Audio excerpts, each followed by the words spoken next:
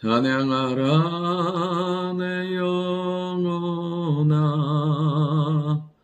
찬양하라 내 영혼아, 내 속에 있는 것들아 다 찬양하라.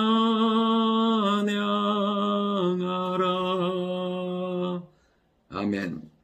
하나님 말씀은 사도행전 28장 3절부터 10절까지의 말씀입니다. 바울의 사역의 여정을 보면 하나님은 끊임없이 그와 함께 하셨고 그를 통해서 역사하셨고 그가 가는 곳마다 교회가 세워지고 영혼이 살아나는 역사가 일어납니다. 우리의 인생과 삶에도 하나님의 함께 하심으로 말미암은 풍성한 열매와 증거가 있는 삶이 될 수 있기를 원합니다. 오늘 본문을 통해서 첫 번째, 하나님은 하나님의 사람을 지키신다는 것입니다. 바울의 사역의 여정 가운데 쉬운 건 없었습니다. 끊임없는 동족의 위험들이 있었고요.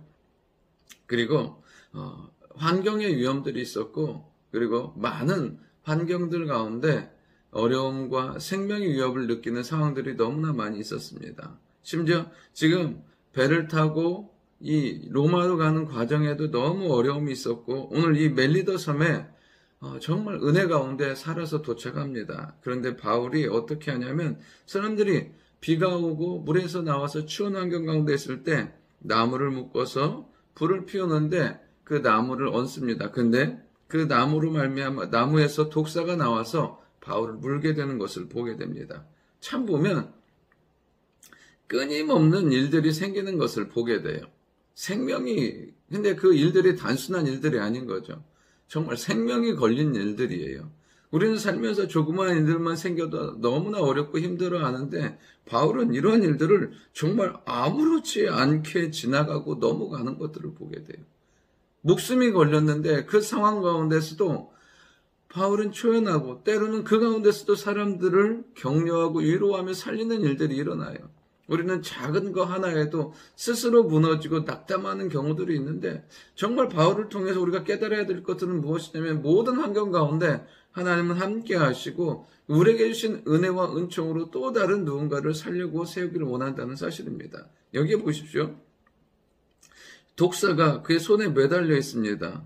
그러니까 이 사람이 바울은 결국에는 물려 있는 걸 그냥 불에 떨어서요 독사를 정리해버려요. 그런데 사람들은 뭐라고 생각하냐면 이 사람은 살인한 사람이라고, 바다에서는 구원받았지만 공의가 하나님이 그를 심판하신 거라고 얘기해요. 여러분, 믿음의 사람들이 가는 것, 세상의 기준으로 세상의 말로 판단할 수 없다는 거예요. 그 환경이 어찌 고난이 아닌 건 아니에요. 어렵고 힘들지만 그것으로 인해서 망하거나 실패하지는 않는다는 거예요.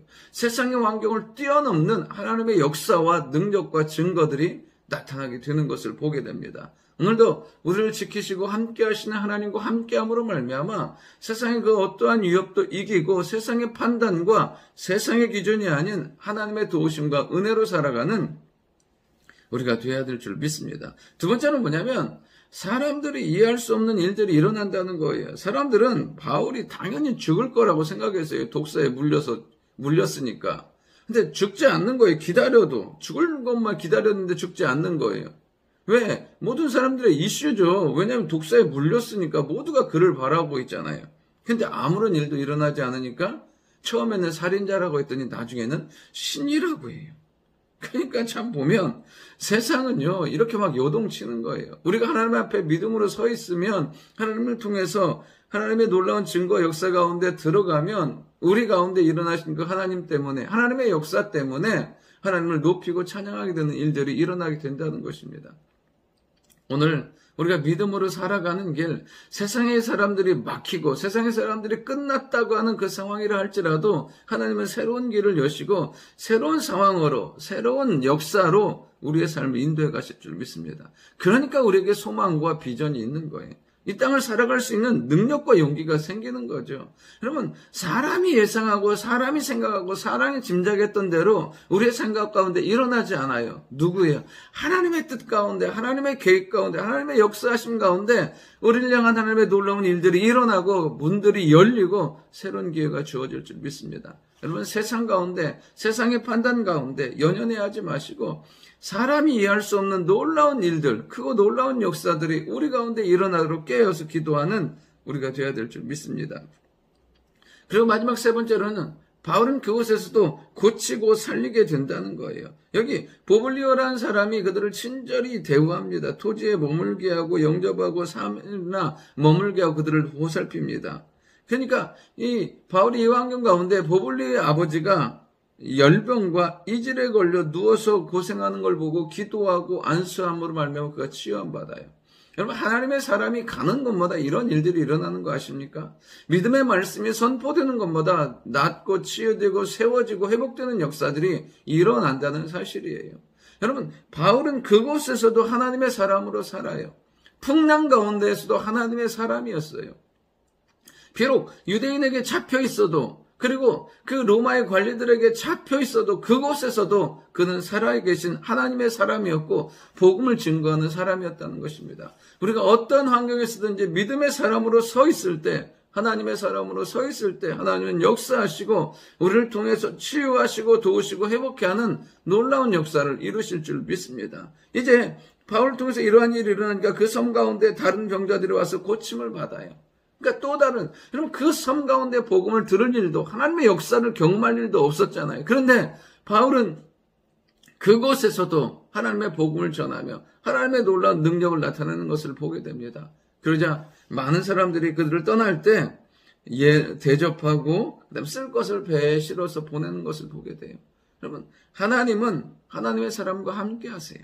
그리고 가는 곳마다 이렇게 믿음의 중심, 역사의 중심이 되게 하시고 그들을 통해서 일하시고 새로운 문을, 새로운 역사를 행하시는 줄 믿습니다. 오늘 하루도 그렇게 일하시고 역사하시는 하나님의 도우심 가운데, 은혜 가운데 살아가는 축복의 하루가 될 수 있기를 원합니다. 좋으신 아버지 하나님, 은혜와 사랑으로 지켜주시고 어느 곳에서든지 사람의 기준과 사람의 상식과 사람의 방법이 아닌 하나님의 방법으로 하나님의 뜻 가운데 역사해 주시니 참으로 감사드립니다. 우리의 삶 날마다 새롭게 일하시는 하나님의 역사와 능력을 경험하게 하시고 머무는 그 어떤 곳에서도 그리스도의 능력과 사랑으로 주의 복음을 전하며 승리하는 저희들 되게 도와주옵소서. 예수님의 이름으로 기도드립니다. 아멘.